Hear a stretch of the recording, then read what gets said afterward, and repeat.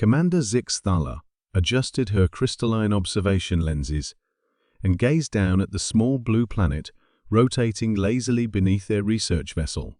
Her 6 arms moved in fluid patterns as she documented her findings on the holographic interface, each movement creating ripples of bioluminescent light across her translucent skin. Initial assessment of species: 4,387 designation humans. She spoke into the recording device, her voice carrying the melodic tones typical of her species. Physical characteristics: bipedal, carbon-based, averaging 1.7 meters in height. Remarkably fragile exoskeleton, if it can even be called that. No natural armor, claws, or defensive mechanisms visible.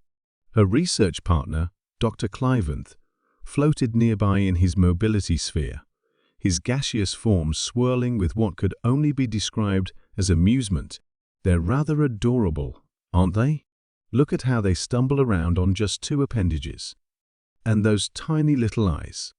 How do they even see properly, with such limited optical range? Zixthala zoomed in on a small settlement below. Humans scurried about their daily activities, completely unaware they were being observed by the Galactic Research Coalition's finest xenobiologists. The males appear to have facial fur patches, she noted, while the females seem to lack this adaptation entirely. Curious evolutionary split. And observe their young completely helpless for years after birth. Most inefficient reproductive strategy I've encountered. The 2 researchers had been studying hundreds of species across the galaxy for their comprehensive catalogue of sentient life. Humans ranked near the bottom of every meaningful category. No natural weapons, no armor, no enhanced strength or speed, limited sensory capabilities, and technology that barely qualified as spacefaring. Should we establish first contact protocols? Cliventh inquired, his gaseous form shifting to a pale blue indicating mild curiosity. They seem harmless enough, probably grateful for our guidance. Perhaps, Zixthala mused. Let's observe their conflict resolution mechanisms first. Understanding aggression patterns is crucial for safe contact. They focused their instruments on several areas where humans appeared to be engaged in what their species called war.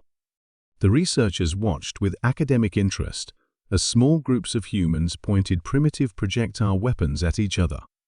Fascinating, Cliventh observed. They've weaponized basic chemistry and physics.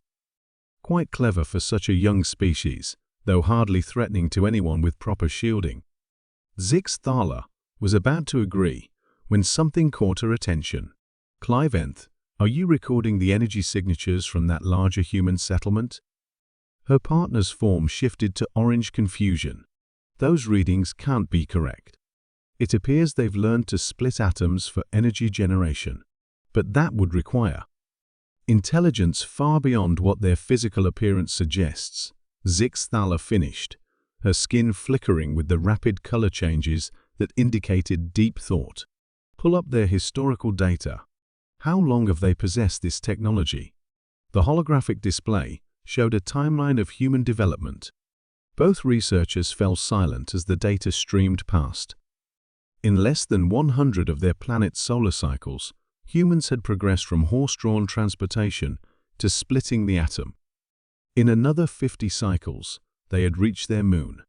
This acceleration rate is unprecedented, Cliventh whispered, his form now a deep purple of concern. But Zixthala was already scanning deeper into Earth's information networks. What she found made her blood run cold. Cliventh, they haven't just learned to split atoms. They've weaponized it. And look at this, they've created enough atomic weapons to sterilize their entire planet multiple times over. Surely not, her partner protested. No species would create the means of their own extinction. The display showed mushroom clouds, radiation zones, and detailed schematics of weapons that could turn continents to glass. Zixthala's skin had gone completely pale, a sign of fear in her species. "There's more," she said, her voice barely audible. They've weaponized biological agents, created artificial diseases, and developed chemical compounds that can kill millions. And this is just what we can detect from their public information networks. Clivant's gaseous form was now cycling rapidly through colors of distress. But they're so small, so fragile. How can such weak creatures be so dangerous? Zixthala completed.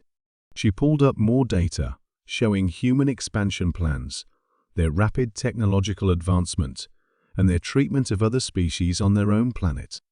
Look at their extinction rates. They've eliminated hundreds of species, some accidentally, others deliberately. They've altered their planet's climate through industrial activity and continue expanding despite the consequences. A new alert flashed on their instruments. Deep space monitoring stations had detected unusual energy signatures from the human solar system. They're testing faster than light communication, Zixthala read from the display. Estimated timeline to achieve interstellar travel, 50 to 100 cycles. The implications hit both researchers simultaneously. Here was a species that looked harmless, even cute by galactic standards, but possessed an unprecedented combination of intelligence, adaptability, and aggressive expansion coupled with a demonstrated willingness to develop weapons of mass destruction. "We need to contact the High Council immediately," Clivant said, his form now a steady red of alarm. If humans achieve interstellar capability while maintaining their current aggression patterns, Zixthala was already composing the emergency transmission. Priority Alpha Alert. Species 4387 designations humans. Requires immediate reclassification from harmless/primitive to extreme caution/potential galactic threat. Recommend immediate quarantine protocols and continued observation. As their ship quietly slipped away from Earth's solar system, both researchers took one last look at the small blue planet. The humans continued their daily activities below, still unaware they had just been reclassified as one of the most potentially dangerous species in the galaxy. "They really are cute," Clivant observed sadly. "Until they aren't," Zixthala replied, initiating the jump to hyperspace. The stars shifted around them as they carried their warning to the galaxy.